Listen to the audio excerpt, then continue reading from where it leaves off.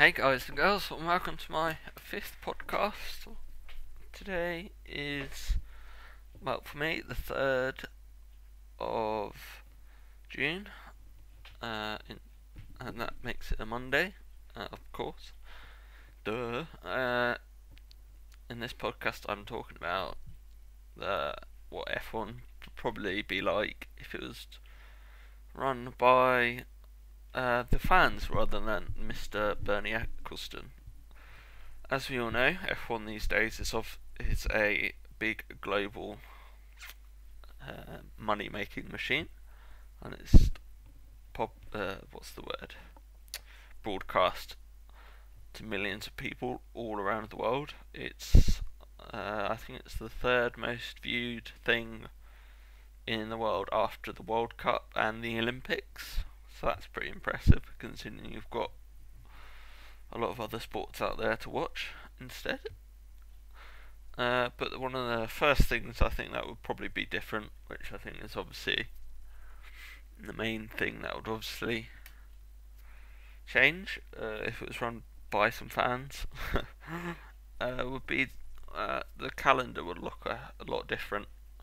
We would have different circuits altogether, a mixture of obviously classics such as Imola, which we don't have anymore, and probably get rid of a lot of not targeting Bahrain. Bahrain's one of them, but a lot of the Dubai tracks out in Dubai, and where there's a lot of money from oil out there. So that's probably one thing that would change. So yeah, well, other tracks. I mean, we've lost Turkey as well. Turkish Grand Prix a few years ago. I think if we were to have the calendar changed, if we had our pickings, we would probably lose the Korean Grand Prix, Dubai Grand Prix possibly, along with the Bahrain Grand Prix and the German circuit in Hockenheim would probably be reverted to the old one or taken elsewhere. I prefer the Nürburgring personally. Well, actually, that's a lie. I think the Nürburgring has a bit more prestige in comparison. But surprisingly, if I was to change it, I would get rid of the Malaysian Grand Prix, the Spanish Grand Prix, what else? The Hungarian and the Italian Grand Prix. I quite like the Korean Grand Prix, and I don't like the Japanese Grand Prix either. And I would like to see the Mugello circuit in Italy, along with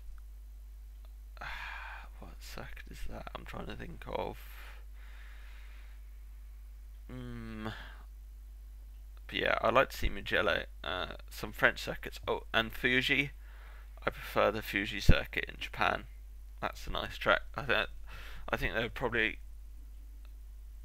be good circuits for racing on, personally. So that's probably one of the first things that would change. Second thing would change would probably be. Pardon me, I'm burping. Sorry. Probably be bigger engines, because F1 used to be big V12 turbos back in the days, producing 1,000 horsepower. But we're going to V6 engines in 2014. So there's not a lot of fans don't enjoy that. Well, don't enjoy that. It sounds as if it's already been made yet, but no, I think that's probably one thing we would see as well. That's another key change that would happen, along with different circuits. But my main problem is engines are getting a lot smaller, and it's all a bit too eco chatty now. And at the end of the day, if you want to save money, why aren't we spending all the technology and resources and time sort of putting into travel, where most of the mileage is being spent in, let's say, the trucks that are transporting everything, and all the things that the teams are allowed to put up, such as the floating motorhomes in Monaco Harbour. It's the things like that that sort of bug me a bit. It's a bit stupid. Other things that would change would would be probably coverage rights. In the last few years, it has changed a lot, seeing as we've had, well, mainly in Britain, we've had Sky taking over most of the live races, and now we've only got very few on BBC, and a lot of people are obviously going to the internet for live streams, but it's still, and it's sort of ruined many people's opportunity to watch it. Not everyone can afford Sky TV just to watch the F1, and it's limiting, and it's sort of ruining everyone's experience of it. I mean, I had to go through a whole, well, not a whole, about half of last year not being able to watch the races live, and I had to watch it on the internet, and the quality was terrible, pretty shit, and what else? My internet was buffering all the time and things like that, and not everyone wants to watch it on a small laptop screen or a computer monitor all the time. Pixels everywhere, and that's one thing that's possibly ruined it, is the limited coverage. I want to see more coverage of it everywhere and more available to everyone. They have talked about putting it on the internet, but charging. I mean, that's sort of charging for you to have a subscription or something, and that sort of defies the point. I mean, if you're going to pay for a subscription to watch it online, you might as well just pay for the subscription, possibly put it towards the subscription, or putting it towards TV. And I know it sounds a bit easy saying it like that, but it's still a point, though. I think is a bit odd. I think ideally we should just reduce. We should put it on more free television. I think in the UK, if with the layout that they have, splitting it with the BBC, it's okay. I don't really know what it's like in other countries at all, so I can't really comment and say that, in Japan no one can watch it, because I don't know that. But certainly in a lot of other countries, they might not be able to watch it live. I think there's an opportunity for it to go onto YouTube, and that's what the DTM have done, and you can watch all the races live and then watch it on repeat whenever you want. So that's something they should look into. YouTube would be quite fun to watch it on. So probably better coverage and licensing. And another thing that sort of makes me think about with the licensing is F1 is a good opportunity for people to make videos about, in terms of like a video montage or something with video editing skills and music and whatnot.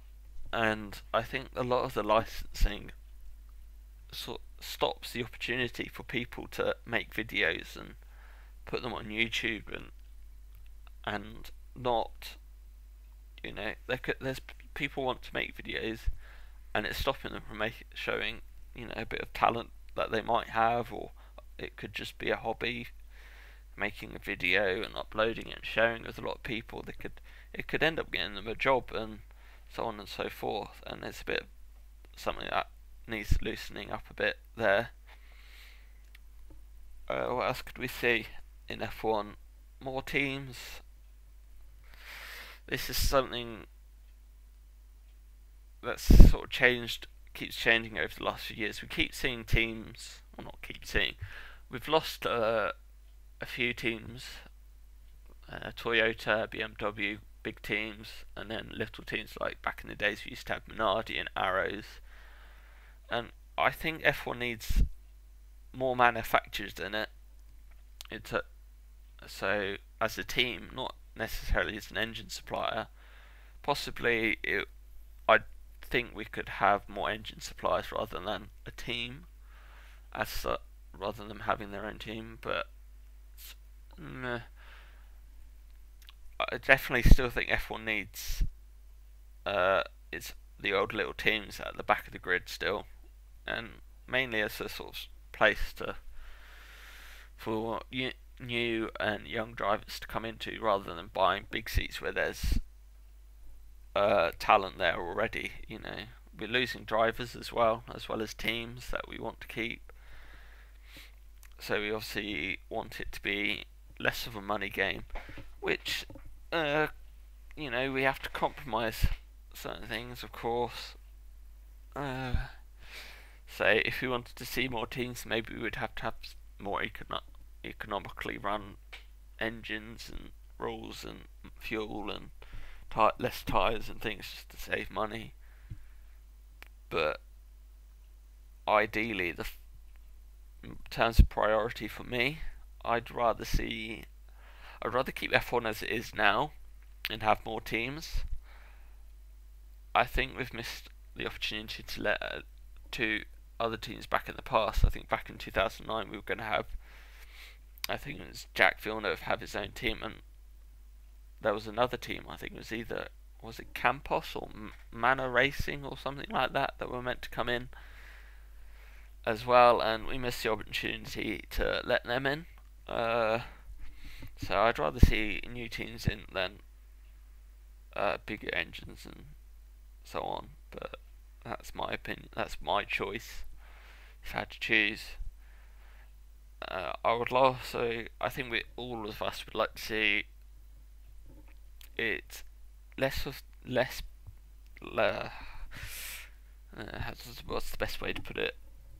Rather than having a lot of drivers coming up to teams with a big check and buying a seat, we obviously wouldn't want to see that. We would like to see less of that and see drivers like Heikki Kovalainen and Timo Glock still racing out there now. And it sort of ruins it, really.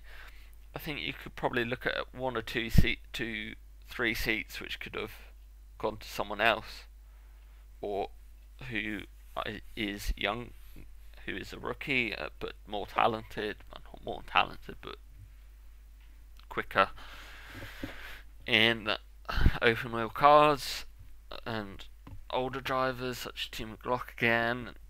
But maybe what would it have been like if we saw Jules Bianchi go to, I don't know, Sauber instead of Esteban Gutierrez? You never know. So that's something that needs, I think, would probably change as well. We've probably seen new quali tyres as well.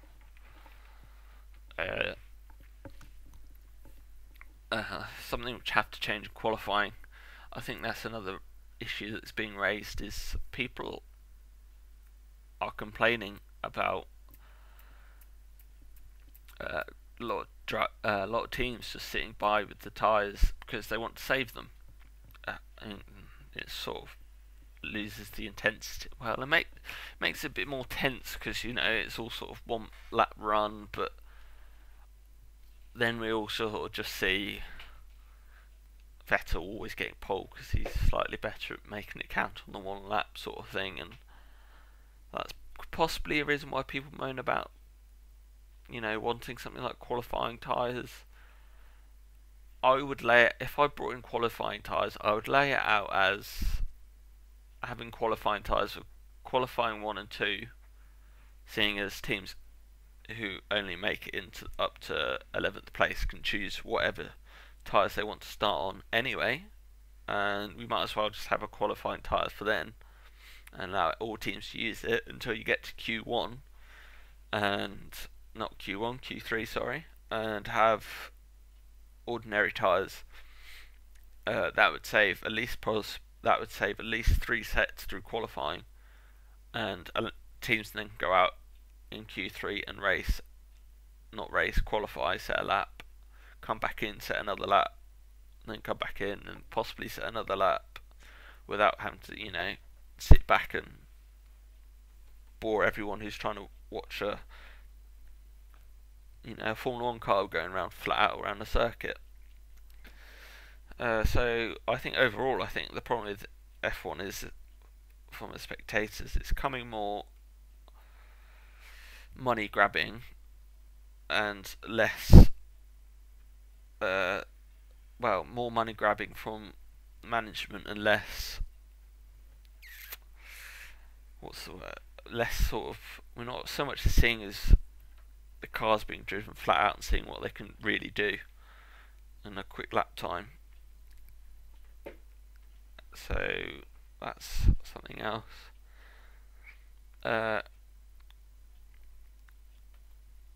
What's happening in the news this week? Let's have a look. Apparently, the German Sebastian Vettel says he may quit Formula One in 5 years' time. Let's have a look. He says, "I can't say. Perhaps I will no longer be driving in 5 years' time because I can no longer have the urge to. Perhaps I will compete for another team in 5 years because I feel ready and fresh for a challenge. Every human being evolves as the time goes by. Priorities shift." Where do you think he could go? He'd be a very good endurance driver, I would imagine. So, yeah, there's not much else going on other than new tyre rows. Of course, we've got a new tyre new tyres for the Canadian Grand Prix this weekend, so we'll see how they'll turn out, because everyone's been whinging about them a lot. There's nothing else standing out really that needs discussing. So we'll see what's going to happen this weekend with the new tyre compound, whether it will make the race different. Until whenever I next record, whenever that will be, this could be this week, seeing as I've got time, but I don't want to record if I haven't got anything to waffle on about. So we'll have to wait and see. So I'll see you soon. Could you please like, favourite and subscribe and all that shenunu, as I say. My videos and channel help. I can't get my words right. Support really helps. That's the way I want to phrase it. Right, I'll see you whenever. Goodbye and enjoy your week.